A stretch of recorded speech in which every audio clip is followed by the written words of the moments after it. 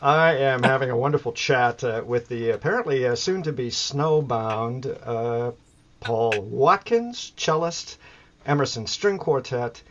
He has been a member of the Emerson String Quartet since about 2013, I believe, replacing the fabulous David Finkel. And let's just the Emerson String Quartet is going to be performing under UCSB Arts and Lectures sponsorship at Campbell Hall on the University of California, Santa Barbara campus on Saturday, February 7th.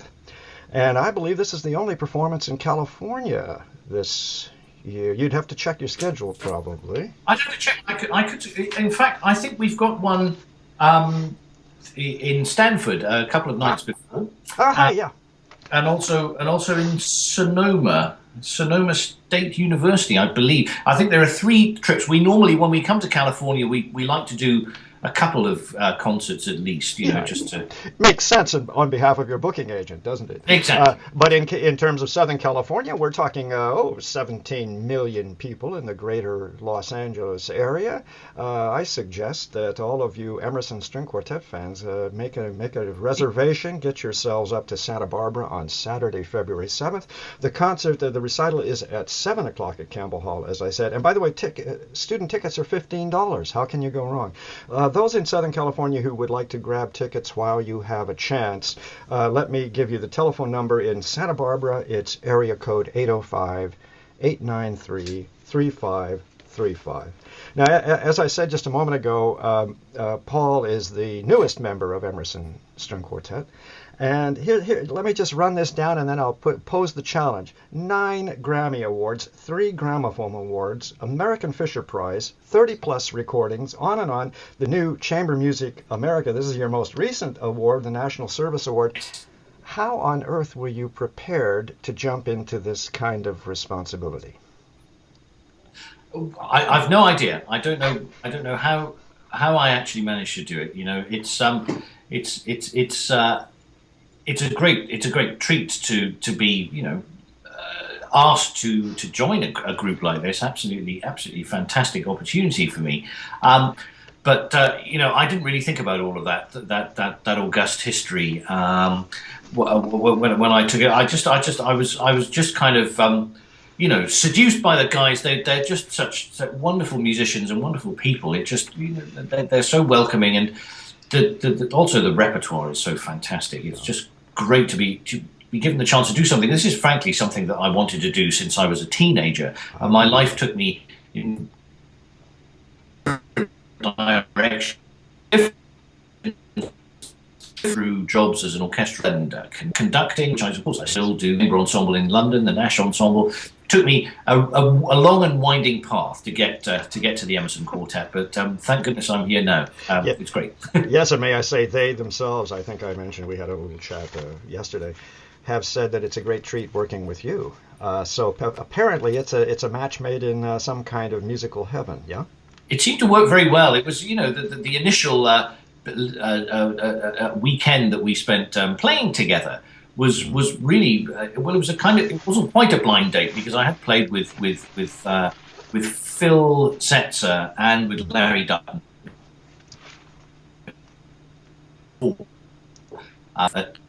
Uh, so it was a little bit of a blind date, certainly with me and Gene Drucker. But I think it would be fair to say that from the moment we started reading some quartets, I think the Ravel Quartet and Beethoven's Opus 18 Number One and Shostakovich's Seventh Quartet were amongst the pieces that we played that afternoon. It seemed pretty clear to all of us that it was going to work, and it clicked. I think that's what we. Yes, and those, by the way, we're having a tiny little bit of interference now and again, but that's Skype for you. And besides, there's a blizzard taking shape outside of Paul's window. I can see it warming up. Well, if that's really not really the word, cooling down, actually. And let's just talk about the program just a little bit. Yeah. Mozart, the G major quartet, Spring. Ravel, the F major string quartet. And Beethoven, one of the first of the last 4 quartets, the Opus 127. This is a very interesting match, young men, Mozart and Beethoven, and then the Ravel from 1903. How you mentioned that you even read apparently the Ravel when you first sat down and That's right. tried each other out, as it were. Well, the Ravel Quartet is a piece that I actually have some performance experience of in any case, because during the last few years that I was in the Nash Ensemble in London, we turned our attention to string quartets a little bit because we happen to have a wonderful group of string players. It all worked together very nicely. So we added sort of 10 or so quartets to our repertoire, which tended to be more of the similar repertoire to the Chamber Music Society of Lincoln Center, that kind of mixed strings and winds repertoire. Yeah. But Ravel Quartet was one that we performed a number of times. But the Mozart is a piece that I'd only known really from chamber music parties, from reading. And the Beethoven, which perhaps in a way is the one I'm the most excited about, because the late quartets of Beethoven are they're one of those mountains that you've got to climb as quickly as possible, really, when as soon as possible, rather, when you get into a string quartet. That's something that's incredibly rich and fulfilling to me, you know. Yes, and let's just remind everyone that we're speaking of Beethoven at this point in the last years of his life, completely deaf. Yes. And those last quartets and a great deal of piano music, the sonatas, a lot of the latter works, he is clearly somewhere else. He is in the 20th century, maybe even the beginning of the 21st century. He has moved way beyond the people of his time. There are things in these quartets. And the Opus 127, as you rightly said, is the start of the set. You know, he moves on then really into other universes. Actually, you know, there are some of these later quartets, but 130, the Grosse Fuge, of course, which is just this amazing forward-looking statement. You know, it's really like playing music that's been written yesterday. You know. Stunning. Now, let's just diverge just a touch, because I do want to speak a little bit about your conducting career. I know that you have mentioned that you've kind of, no one should be surprised, put it a little bit on the back burner. But what initiated that kind of moment where you became a conductor for a while, and not with little amateur groups at all, right at the highest levels? Well, it started really when I realized that my piano playing, which is something that was always very, very dear to me, and my late grandmother, when I was a kid, taught me the piano as the first thing. There was a piano in the home, and that's how I started music. And I've always kept my piano playing up to a certain level, certainly to the level where I can play chamber music, read sonatas. Wow. With friends and colleagues, mainly for fun. But when I realised that I was going to concentrate really on the cello as my main instrument, I really wanted to keep the piano going in some way, or at least have that feeling of having all the notes, the whole piece under one's hand, which is rare, of course, unless you're playing unaccompanied cello music. You're playing bass lines, and you have to collaborate with other people. Just that feeling of really being in control of the whole thing, and I think that kind of translated itself into the little white stick in the end. You know, that's fascinating. I've never quite heard it described in that manner, that like the piano, like being a pianist, as a conductor, you are in charge of the whole thing, as you said. Fabulous. And will you be getting back to conducting, or is that really on the back burner? No. I hope so. It's starting to come. You know, if the snow melts within the next couple of weeks, I'm looking forward to conducting the Stony Brook Symphony Orchestra. So that's at State University of New York, where the Emerson Quartet is quartet in residence. And they've finally invited me to conduct a program there. Rachmaninoff Symphonic Dances in the second half, so I'm very excited to be doing that again. And I'm hoping to do more in the States as the years go by. You know, and we've had this conversation a little bit earlier. Your brother Hugh is Yes. a composer, and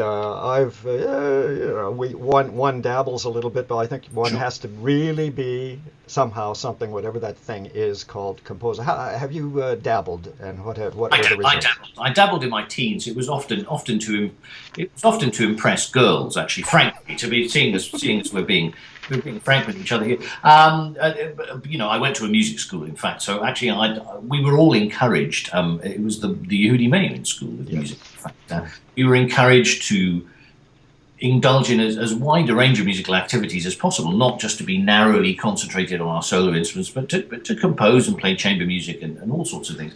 And there was a very inspirational composition teacher there at the time, Simon Parkin, who was just a wonderful guy. And he got me to compose, and I enjoyed it for a few years, but then I realized that I didn't have that burning desire every time I got up, in the morning to write something down, which I think real composers have. It's a compulsion, you know. Well, and it's like writing a novel. I mean, one has to have the patience to create, a 10-minute piece over 4 months. I mean, Exactly. horrendous. By the way, what, if I may just pry just a teensy weensy bit, are there these, what do you do for relaxation? I mean, have you a secret interest? Well, not so much a secret interest. It was an interest that was awakened when I was at the Menuhin School again by yet another. It had a wonderful, wonderful teaching faculty while I was there, and well, still does in fact. But this is going back into the 80s. An English teacher by the name of Kevin Jones, who got me to act. And in some fairly advanced plays, we did a Carson McCullers play, The Ballad of the Sad Cafe. We did Waiting for Godot. We did All My Sons of Arthur Miller. He would mount these pretty impressive productions. And I thought when I arrived at the Menuhin School that I was far too shy to do something like get up on stage and prance around. But he obviously saw something, and so really the acting in the theatre and movies and TV miniseries. I mean, that's a sort of guilty secret that a lot of people have these days. Binge watching. I'm in the middle of series 2 of House of Cards at the moment, which is absolutely tremendous. Enjoying all of that. If I had endless free time, I'd be in the theatre, I think. Well, I'm so glad I asked the question, because it speaks volumes about your own behavior that we can witness at UCSB Arts and Lectures. They have a lovely little video up. It's a rehearsal in one of the apartments, and you are so fabulously full of personality. It's the comfort with which you speak with your colleagues and present yourself. Suddenly that makes quite a good deal of sense. And I think we can agree that it's very important to be a well-rounded artist, to have interests and to know about the literature, the history, everything of the world in which we are performing these, for example, Beethoven's world. Absolutely. Well, I mean, this is something that I feel very fortunate to share with my colleagues, because Gene Drucker, for example, yes. when he was studying, he was a double major at Juilliard, and also did a Shakespeare and English literature course at Columbia University. So he's steeped in that sort of literature. Philip Setzer is a great theatre goer. His wife Linda is a fabulous actress, in fact, and performs quite a lot around the Jersey area, the TV series. But people, the 3 other guys in the quartet share these interests actually. So yeah, and everything feeds off everything else. Exactly, and I'm sure it's reflected in the playing really at deep levels, because we are speaking about music that has numerous sub-basements of meaning and intellect and all the rest. That's why we're speaking about great art, really. Exactly. Okay, the last question. Paul Watkins, thank you very, very much for giving me a moment of your time, a little bit of your time on a day off while the blizzard roars outside, and you might even have a couple of days off. We'll see. Give me that little bit. We spoke earlier about it, but that moment where you, as a youth, decided, this life, this artistic life, is going to be for me. Yes, exactly. Well, since we last spoke, there was certainly an incident when director of music at the Menuhin School heard me play the cello and the piano in the same concert, and came up to me afterwards. And I was 13 at the time, so not used to people really sharing these thoughts with me. And this was a very deep thinking musician, a very intense man. And he said, "Paul, I really think that your voice lies with the cello. That's the thing that speaks to me." And that was very interesting. And then a few years later, as that information was sort of percolating through my system, another teacher of mine, who is now the current director of music at the Menuhin School, I think I was 16, 17, thinking about the next stage after the Menuhin School. And I asked him, what should I do? Do you think I'll be okay? Because it's a precarious step, and a precarious profession. And he just said to me, he just said, "Don't worry, Paul, you'll never have to worry about putting food in your mouth or having a roof over your head, because you'll be able to do that through music." And that was a real vote of confidence. And he wasn't a man who was sort of effusive in his praise. And that really clicked. And I thought, wow, maybe I can do this, because it wasn't in my family at all professional. very much as devoted amateurs. Both my parents love music, and my dad's an amateur viola player and violinist. My mother sings and taught music at a high school, but they'd not had any experience of the performing arts professionally. So it was a bit of a leap. Yes, and it is a great risk, we know. Yeah. A very small percentage of people can, as you have just said, make a substantive and successful living, raise a family, be comfortable. So, first of all, congratulations. Then let me just do duty to the Emerson String Quartet. Violinist Eugene Drucker, Philip Seltzer, violist Lawrence Dutton, and yourself.